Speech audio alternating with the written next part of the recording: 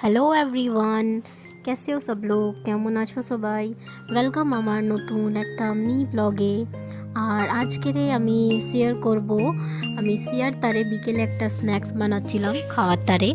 ও খাবার মধ্যে অনেকই চুজ করে করে খায়, আর মাংসটা একটু আজকাল পছন্দ করে, তাই জন্যে মাংস ছিল ফ্রিজে। 3 পিস মতো মাংস ছিল, রেখে দিয়েছিলাম।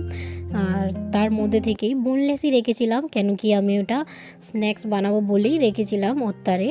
আর ও চিকেন কাটলেটটা খেতে অনেক পছন্দ করে, মানে নাগেটস। ওটা কিনেও খাইয়েছিলাম কদিন আগে। তারপরে ভাবলাম যে সবসময় কিনে খাওয়াবো না, ঘরেই বানাবো। তাই জন্যে আমি একটা চিজ কিউব নিয়ে এসেছিলাম, আর চিকেনগুলো একটু 10 মিনিটের মতো সিদ্ধ করে নিয়েছিলাম জলে দিয়ে। তারপরে পেঁয়াজ কুচো কুচো করে কেটে, আর মাংসটা দুটো দুটো শুদ্ধ মিক্সারে দিয়ে গ্রাইন্ড করে নিলাম, ভালো করে পেস্ট করে নিলাম। মানে বেশি পেস্ট না, জলের মতো না, একদম জল দিতে হবে না ওর মধ্যে, একটু শুকনো শুকনো মতোই থাকবে। তার মধ্যে আমি চিজটা গ্রেট করে দিয়ে দিলাম, আর অল্প একটু নুন দিয়েছিলাম।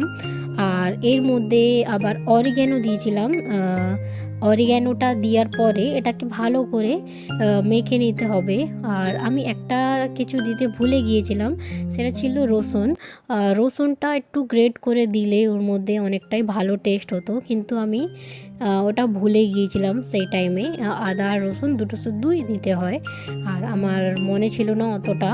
আর তারপরে এমনিও কিন্তু ওটা খেতে ভালোই লেগেছিল, আর সিয়া তো এটা পছন্দই করে, তাই জন্যে ও ভালো করেই খেয়েছিল। আর এদিকে আমি ব্রেড নিয়েছিলাম 2 পিস। ব্রেড ক্রামস বানিয়ে নিয়েছিলাম গ্রেট করে। আর দেখো 3 পিস মাত্র চিকেনটা দিয়ে কতগুলো নাগেটস তৈরি হয়ে গেল, আর একদম চোখের সামনে ভালো হেলদি নাগেটস তৈরি হলো। আর বাচ্চাদের জন্য অনেক ভালো, আর বড়রাও খেতে পারে। বড়দের জন্য একটু ওর মধ্যে ঝাল দিলে আরও ভালো হয়, আমি ঝাল দিইনি। চিজটা দিলে টেস্টটা অনেকটাই ভালো আসে, আর বাচ্চারা খেতে অনেক পছন্দ করে। ওই জন্য চিজটা একটু আমি বেশি করেই একটা কিউব নিয়ে এসে পুরোটাই দিয়েছিলাম।